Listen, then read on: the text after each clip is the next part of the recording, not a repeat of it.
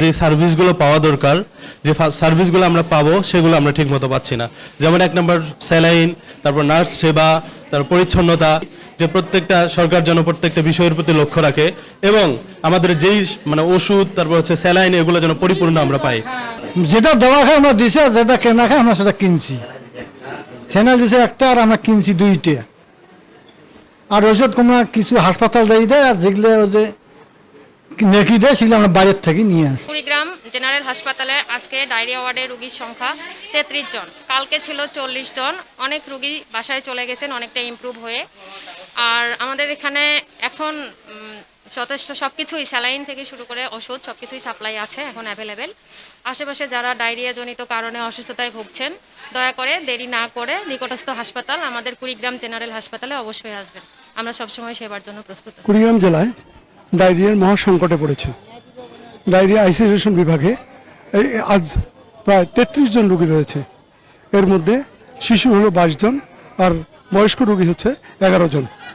এই গরমকালে কুড়িগ্রামের ডায়রিয়ার প্রাদুর্ভাব বেশ কয়েকদিন থেকে কুড়িগ্রাম সদর হাসপাতালে 40, 60 এবং 70 জন করে রোগী এই হাসপাতালে ভর্তি হচ্ছে। গত 24 ঘন্টায় প্রায় 10 জন ডায়রিয়া রোগী হাসপাতালে ভর্তি হয়েছে। এবং এইসব শিশু এবং বয়স্ক রোগীরা এই গরমকালে পচা বাসি খাবার কারণে এই অবস্থার সৃষ্টি হয়েছে। বিশেষ করে পৌরসভার লাইনের যে পানি, এই দূষিত পানি পান করে অনেকে ডায়রিয়া আক্রান্ত হচ্ছে বলে স্থানীয় ডাক্তাররা আমাকে জানিয়েছেন। তারা বলছেন গরমকালের যেহেতু মানুষ বিভিন্ন জায়গায় পচা বাসি খাবার কিছুটা খেয়ে থাকে এবং এ কারণেই ডায়রিয়ার একটা প্রাদুর্ভাব রয়েছে। এবং কুড়িগ্রাম সদর হাসপাতালে এই ডায়রিয়া প্রায় প্রতিনিয়তই মানে 50-এর উপরে রোগী এখানে চলে আসে। প্রতিদিনে 24 ঘন্টায় 10 থেকে 15 জন ডায়রিয়া রোগী ভর্তি হয়।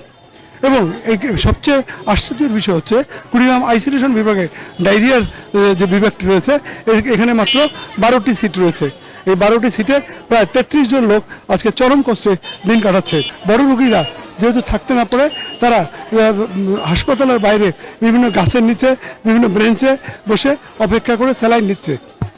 হাসপাতাল কর্তৃপক্ষ বলছে যে তাদের স্যালাইন মজুদ রয়েছে বা বিভিন্ন ওষুধ মজুদ রয়েছে, কিন্তু তাদের আবাসন সংকটের কারণে তারা বিভিন্ন সময় ঊর্ধ্বতন কর্তৃপক্ষকে বিষয়টি জানিয়েছে।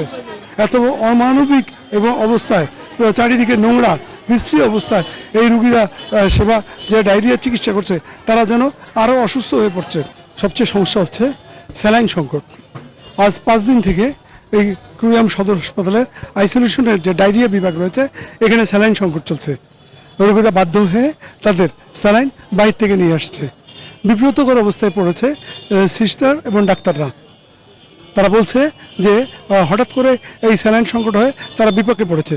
তবে আজ কিছু স্যালাইন এসেছে বলে তারা জানিয়েছে। সময় যত যাচ্ছে ডায়রিয়া রোগীর সংখ্যা ততই বাড়ছে এবং এটির প্রাদুর্ভাব আরও কিছুদিন চলবে বলে তারা জানিয়েছেন। তবে জেলাবাসীর দাবি যেন ডায়রিয়া বিভাগের বেড সংখ্যা যেন আরও বাড়ানো হয়, এই দাবিটি তাদের প্রতিনিয়তই। রাজু মুস্তাফিজ, 71, কুড়িগ্রাম।